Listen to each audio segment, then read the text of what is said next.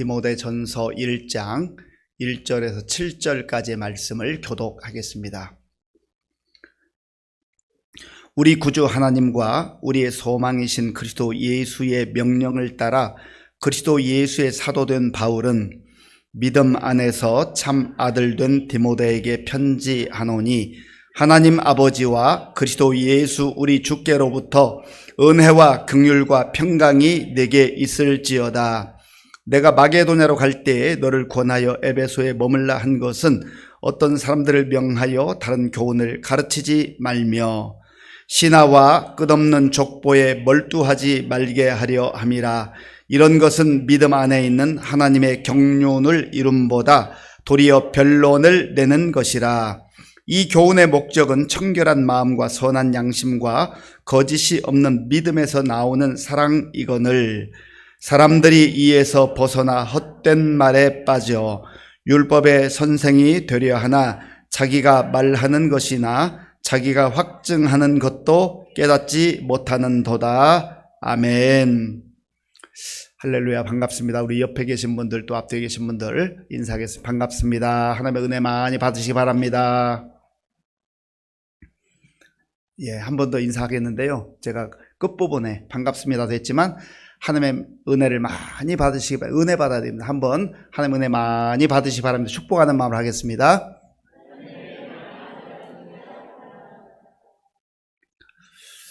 제가 이렇게 뒤에서 보니까요, 금년 하나님께서 특별히 우리 교회 금요 심야기도에 은혜를 주시려고 작정하신 것 같아요. 뭔가 약간 이 영적인 변화의 모습들이 보입니다. 하나님께서 반드시 사모하는 그 심령 충만한 것으로 또 만족하는 것으로 좋은 것으로 채워주실 줄로 믿습니다. 우리가 사모하는 마음이 있어야 돼요. 갈급한 마음이 있어야 돼요. 뭐 주시면 좋고 안 줘도 할 수 없지. 그런 마음 가지고 우리가 은혜 받기가 참 쉽지 않습니다. 그래서 같은 자리에 있지만 같은 시간 같은 공간에 있지만 내가 하나님의 은혜를 사모하는 게 얼마나 중요한지 몰라요. 그래서 우리가 모든 예배마다 특별히 우리 금년에 공적 예배를 위해서 하나님의 은혜 받기를 위해서 성령님이 임재하시기를 위해서 하나님의 역사를 위해서 기도하고 있는데 우리가 그런 마음으로 우리도 나오고 또 함께 우리 공동체 가운데 하나님의 은혜가 부어지도록 기도해야 될 줄로 믿습니다. 이 예배라는 게 뭐예요? 예배라는 건 하나님 만나는 시간이에요. 하나님 만나는 시간입니다. 우리가 찬양을 통해서 또 말씀을 통해서 기도를 통해서 하나님을 만나는 시간이 예배 시간이에요. 우리가 정말로 귀한 자리, 복된 자리에 나와 있는 겁니다. 이게 보통 자리가 아니에요. 뭐 내가 오늘은 시간이 좀 돼서 왔고 그게 아니라고요. 여기 오는 것조차도 하나님의 은혜가 없으면 우리가 나올 수가 없습니다. 이 자리에 있다는 것, 은혜 자리에 있다는 것, 하나님의 말씀을 듣는 자리에 있다는 것, 마음껏 부르짖어 기도할 수 있는 자리에 있다는 것, 이것이 얼마나 우리에게 축복인지 알 수가 없어요. 복을 복으로 알 줄 알아야 돼. 어떤 사람은 내가 정말 귀한 은혜를 받았는데도 받은 은혜가 뭔지도 모르고 살아가는 사람, 그러니까 그거 누리지를 못하는 거예요. 그 누구보다 하나님의 은혜 가운데 살았던 사람이 바울입니다. 바울은 부활하신 예수님을 다메섹 도상에서 만나고 난 이후에 그는 전적으로 예수님만 위해 살았어요. 예수님 위해 살았어요. 주님이 주신 사명을 붙들고 살았습니다. 예수 믿는다고 하는 이유 때문에 많은 시련도 겪었고 박해도 당했고 또 매도 맞았고 굶기도 했고 감옥에도 갇히고 결국에는 순교의 제물로 하나님 앞에 드려졌지만 그는 한 번도 내가 예수 잘못 믿었다 그런 적이 없어요. 그의 마음에 늘 소망이 있어요. 기대가 있어요. 하나님께서 주신 약속의 말씀을 붙들고 살았던 겁니다.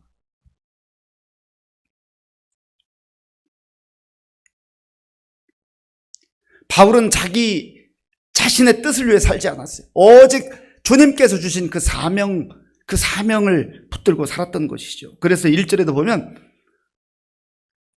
그리스도 예수의 명령을 따라, 그런데 그 앞에 뭐라고 돼 있어요? 우리의 소망이신 그리스도 예수의 명령을 따라서. 우리의 소망이 무엇입니까? 어떤 사람들은 세상에서 권력 얻는 거, 권세 얻는 거, 그 자기 소망이라고 그래요. 승진하는 것, 좋은 대학 가는 것, 또 사업이 잘 되는 것. 물론 그런 거 하나님께서 우리에게 선물로 주실 수 있어요. 그러나 그것은 우리의 궁극적 소망이 될 수 없어요. 우리의 궁극적 소망은 오직 주 예수 그리스도인 줄로 믿습니다. 왜냐하면 세상의 것은 변해요. 자꾸 변해, 달라져요. 그리고 내가 이만큼 얻으면 잘 될 줄 알았는데, 행복할 줄 알았는데, 그 이상으로 우리가 가졌는데도 불구하고 늘 허덕이잖아요. 우리가 영적으로 많이 속고 산다니까요. 내가 이것만 있으면, 이것만 붙잡으면 내 인생이 술술 잘 풀릴 거라 생각해요. 우리는 이미 그런 과정을 다 겪어왔습니다. 그런데 그 이상으로 하나님께 주셨는데도 불구하고 늘 우리는 쫓기고 불안하고 두렵고 그렇습니다. 왜 그래요? 그것은 우리의 궁극적 소망이 될 수 없어요. 그것은 변하는 겁니다.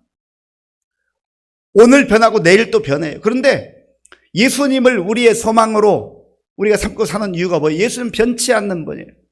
히브리서 13장에 의하면 예수님은 어제나 오늘이나 영원토록 동일하신 분이니라. 변치 않는 분이기 때문에 그분을 소망으로 삼고 사는 거지요. 그리고 그 소망이신 예수 그리스도께서 명령을 주셨는데 사도의 직분을 주셨다. 사도라는 게 뭡니까? 사도라고 하는 것은 내가 가고 싶은데 가는 사람이 아니에요. 주님께서 가라 하실 때 때로는 가고 싶지 않은 장소일 수 있지만 가는 거예요. 명령에 순종해서 가는 거, 그게 바로 사도입니다.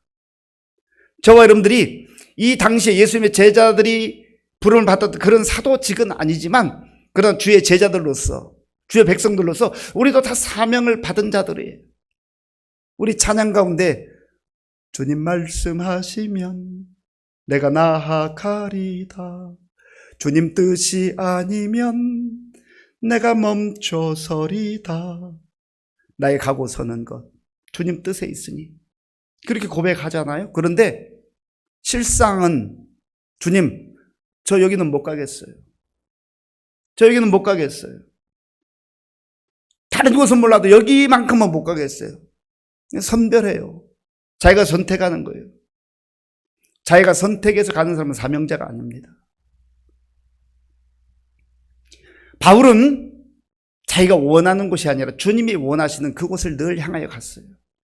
그리고 그곳에서 만나는 사람들을 주의 복음으로 세워간 거예요.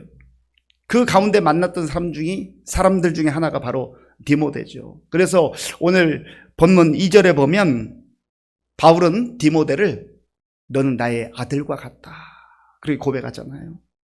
자, 2절 말씀 같이 읽겠습니다. 믿음 안에서 참 아들 된 디모데에게 편지하노니 하나님 아버지와 그리스도 예수 우리 주께로부터 은혜와 긍휼과 평강이 네게 있을지어다. 아멘. 믿음 안에서 참 아들 된 디모데. 이건 관계를 말하는 관계. 관계를 말하는 거예요. 신앙은 관계입니다. 나와 하나님과의 관계, 그리고 나와 성도들과의 관계, 나와 가족들과의 관계. 이 관계가 중요해요. 관계가 나쁜데 나는 신앙이 좋다. 그건 착각하는 겁니다. 속아 넘어가는 거예요. 하나님과 관계가 좋아야 돼요. 하나님과 친밀한 관계를 맺고 살아야 되면 그 사람이 늘 자유함을 누리게 되고 풍성함을 누리게 당당한 거예요. 담대한 거예요.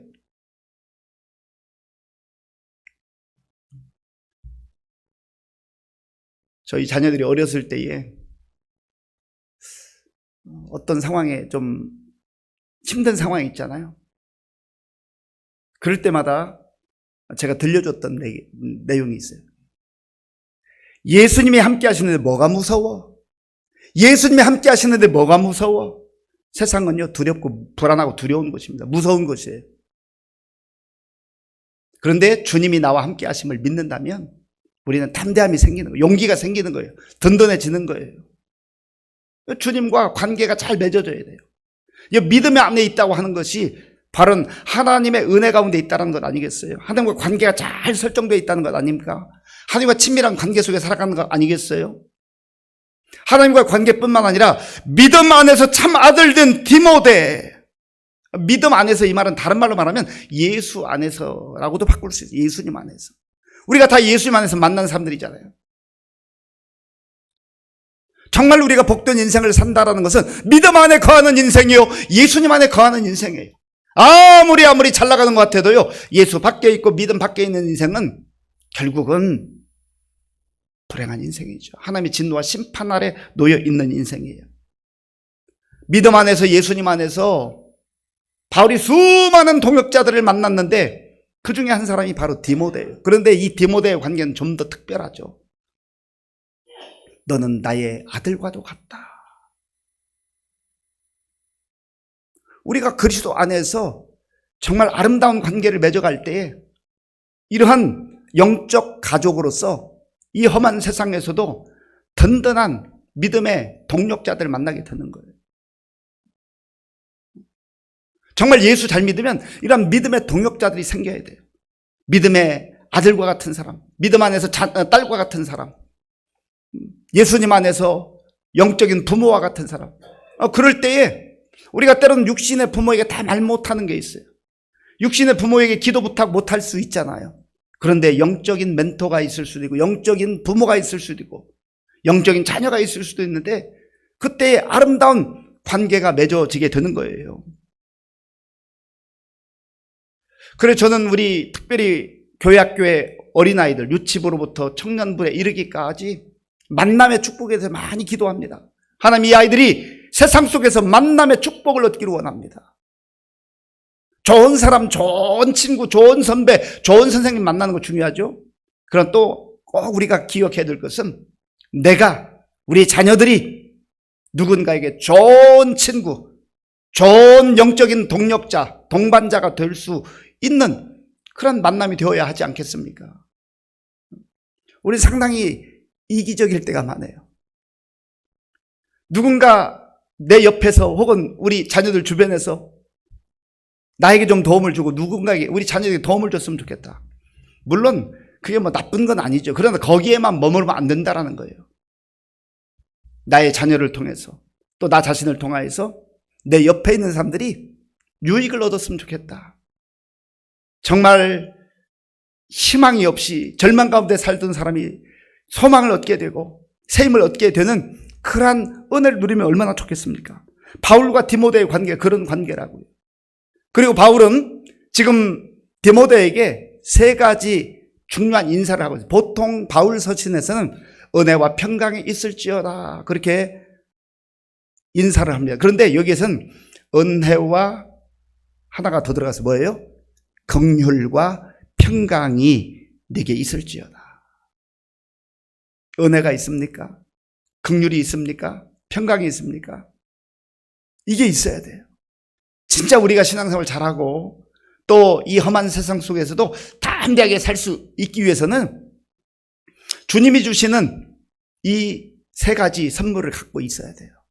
이 세 가지 선물을 갖고 사는 사람은 늘 마음이 든든해요. 그리고 풍성해요. 두려움에서 자유함을 얻게 되는 겁니다. 은혜라는 게 뭐 은혜. 은혜 하나님이 주시는 선물, 특별히 자격 없는 자에게 주시는 선물인데 은혜 중에 은혜는 내가 하나님의 자녀가 되었다. 내가 하나님의 백성이 되었다. 내가 천국 시민이 되었다. 내가 구원받았다 하는 그 선물이에요. 이거보다 더 좋은 선물은 없어요. 그러니까 은혜의 폭이 굉장히 많죠. 은혜의 폭이 굉장히 넓고 깊어요. 그런데 그 중에 가장 핵심은 뭐냐면 하나님이 나를 자녀 삼아 주셨다. 하나님 나를 구원해 주셨다. 이게 바로 은혜 중에 은혜예요. 여러분, 내가 하나님의 자녀됨이 분명한 사람은요, 언제 어디에서도 당당해요. 담대해요. 그런데 이것이 희미해지고 이것이 흔들리면 불안한 거예요. 두려워지는 거예요. 그러므로 다시 한번 오늘 이 금요 기도를 통해서 나는 하나님의 구원받은 자녀이구나. 나는 하나님의 백성이구나. 나는 천국의 생명책에 이름이 기록된 그런 주의 자녀이구나라는 그런 확신을 말씀을 통해서 다시 한번 확인할 수 있기를 바랍니다. 긍휼이 두 번째 긍휼. 긍휼은 어떤 상황 속에서도 상황을 뛰어넘는 하나님의 자비, 하나님의 사랑을 받아 누리는 걸 긍휼이라고 그래요. 하나님 주신 특별한 선물이죠. 긍휼을 우리가 받아 누려야 돼요. 그 평강 무엇입니까? 평강. 은혜 가운데 긍휼을 누리는 사람이 마음이 편안한 것, 그것이 바로 에이렌의 평강이라고 하는 겁니다. 그러니까 바울이 항상 기뻐하라, 쉬지 말고 기도하라, 범사에 감사하라, 이 세 가지가 뭐라고요? 항기, 쉬기, 범감. 항상 기뻐하라, 쉬지 말고 기도하라, 범사에 감사하라. 어떤 상황 속에서도 그가 흔들리지 않냐고 이렇게 선포할 뿐만 아니라 살 수 있었던 것은 그의 심령 속에 은혜와 긍휼과 평강이 있었기 때문에, 이걸 누리는 사람은요, 겉으로 볼 때는 아이고 저래서 어떻게 사나, 저 상황 속에서 어떻게 사나, 참 안 됐다라고 그렇게 말할지 모르지만, 그러나 그의 속사람은 담대해요. 그리고 자유함이 있어요. 그리고 하나님께서 주시는 그 평안을 그 상황 속에서도 누린다라고 하는 겁니다. 물론 상황이 힘들면요, 육신적으로 좀 고달픈을 수는 있어요. 육신적으로 조금 고생을 할 수는 있어요. 바울도 그랬잖아요. 매 맞으면 아프죠. 못 먹으면 배고프죠. 감옥에 들어가 있으면 뭐 불편하죠. 그런 것을 누구보다 수없이 겪었지만, 그렇다 해서 내가 불행하다, 내가 잘 못 살고 있다, 그렇게 말한 적이 없어요. 그런 상황 속에서도 하나님께서 베푸시는 그 은혜와 긍휼과 평강으로 인해서 나는 기뻐합니다, 나는 감사하고 있습니다, 그렇게 고백했던 것이죠. 그런 은혜가 저와 여러분들 가운데 임할 수 있기를 바랍니다. 지금 바울이 디모데에게 이 편지를 쓰는 중요한 내용이 있는데, 마게도냐라고 하는 그 지역으로 바울은 가고 있어요. 지금 성경학자들에 의하면 사도행전 28장에 보면 바울이 로마 감옥에서, 거기는 약간 가택 연금과 같은 그런 상태에 있었어요. 그러나 완전한 자유를 누린 건 아니지만, 그러나 약간의 자유를 가지고 사람들과 만나는 그런 상태에 있다가 풀려났는데, 바울이 복음을 또다시 전하기 위해서 마게도냐로 가요. 원래는 디모데와 같이 가려고 했는데 에베소 소식을 들어보니까 에베소에 조금 어려움이 있어요. 에베소 교회에 문제가 생겼어요. 그래서 나는 마게도냐로 갈 테니까 너는 저기 에베소로 가라 해서 에베소에 머물라고 한 거예요. 그런데 그 에베소 지역에 가서 바울이 세웠던 그 교회, 그 성도들을 만나되 영적으로 그들을 바로 세우라는 겁니다. 왜냐하면 그 당시에 에베소 교회에 거짓 교사들이 들어왔어요. 그래서 이들이 교회를 어지럽히고 교회를 무너뜨리려고 하고 성도들을 완전히 무질서 가운데 빠뜨리기 시작을 했습니다. 무엇을 가지고 그렇게 했는가? 그들은 오늘 본문에 하면 다른 교훈을 가르쳤다. 자, 본문 3절, 4절을 우리 함께 읽겠습니다. 내가 마게도냐로 갈 때에 너를 권하여 에베소에 머물라 한 것은 어떤 사람들을 명하여 다른 교훈을 가르치지 말며 신화와 끝없는 족보에 몰두하지 말게 하려 함이라. 아멘.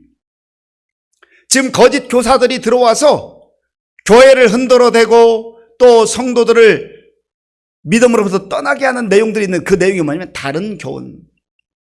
아마도 갈라디아서에 보낸 서신에 하면 다른 복음에 다른 복음.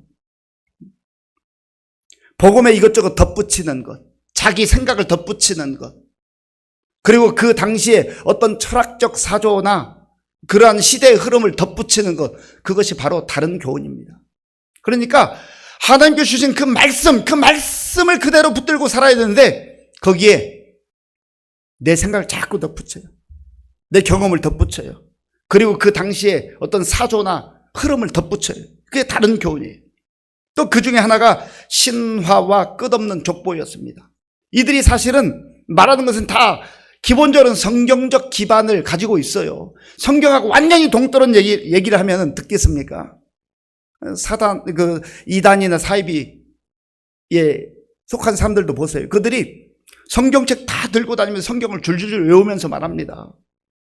그러니까 진짜인가? 저 사람들 대단한 실력자인가? 하고 호기심 때문에 듣다가 미혹되어 넘어가는 거지요. 이들도 마찬가지예요. 다른 교훈, 신화, 끝없는 족보, 이런 것은 구약의 어떤 족보, 창세기나 또 역대기나 이런 것을 근거로 해가지고 천사들은 어떤 존재들인가? 이 천사들을 성경에서 말하기는 하지만 천사에 대해서 아주 상세하게 그렇게 언급하고 있지 않아요. 그러니까 호기심이 있는 거. 우리도 그렇잖아요. 성경이 말하고 있지 않은 것, 성경이 명확하게 말하고 있지 않은 것을 항상 명확하게 하려고 하다 보면 문제가 생기는 거예요. 자기 생각이 막 들어가는 거예요. 하나님 말씀하지도 않았는데 사람들의 생각이 들어가는 겁니다. 그리고 영적인 어떤 계보나 율법에 대한 것들, 이런 것들로 사람을 붙드는데요, 이것이 오히려 그들의 믿음을 무너뜨리고 주님으로부터 멀어지게 하는 그러한 것들이었다는 겁니다. 4절을 제가 한번 읽겠습니다. 4절이 굉장히 중요한데요, 신하와 끝없는 족보에 몰두하지 말게 하려 함이라. 몰두하다라는 것은 아주 몰입되는, 빠져드는 걸 말해요. 그런 거에 몰두하지 말아라. 이런 것은 믿음 안에 있는 하나님의 경륜을 이룬보다, 하나님의 경륜이라는 게 하나님의 뜻이라고도 말할 수 있고 하나님의 계획이라고도 말할 수 있어요. 그러니까 하나님의 뜻과 상관없는 것들이다. 하나님의 계획과는 상관없는 것들이다. 그거 붙들고 호기심 따라 그거 따라가면 오히려 하나님 말씀과는 상관없이 살게 된다. 그리고 그것은 하나님의 경륜, 하나님의 계획과 하나님의 뜻을 이루는 것보다 변론을 내는 것이라. 이 변론이라는 것은 긍정적 면에서 토론이라는 뜻도 있지만 자꾸 논쟁하는 거예요. 싸우는 거예요. 어떤 사람은 뭐 성경 가지고 이런저런 얘기하는데 처음에는 호기심 가지고 얘기했다. 결국은 막 둘이 서로 막 싸워요. 갈등이 일어나요. 네가 옳다, 내가 옳다. 그렇게 하는 것 좋은 게 아니에요. 변론이 일어나고 논쟁이 일어나고, 그리고 결국은 씩씩거리면서 싸우고 이렇게 헤어지고 다시는 얘기 안 하고 막 그렇게 갈등이 일어나고 그렇게 됐다라는 거죠. 그래서 지금 바울이 디모데에게 쓰는 이 편지, 이건 개인 서신이고 목표의 서신인데 이 목적이 무엇인가? 세 가지를 말해요. 세 가지는 결국은 하나로 묶어지는 것인데, 먼저 세 가지는 뭐냐면 5절에 보면 이렇게 나오죠. 이 교훈의 목적은 청결한 마음과 선한 양심과 거짓이 없는 믿음에서 나온 사랑이거늘. 아멘. 청결한 마음, 더러워진 것, 불결한 것들을 다 씻어내는 것, 그게 청결한 마음. 이것은 우리의 어떤 선행이나 어떤 우리의 고행이나 아니면 자기 스스로의 수행이나 이런 것 가지고 되는 게 아니에요. 이 청결한 마음은 오직 주의 보혈로 씻음받은 사람, 주님의 보혈로 씻음받은 사람, 그 사람만이 청결한 마음을 갖게 된다는 거예요.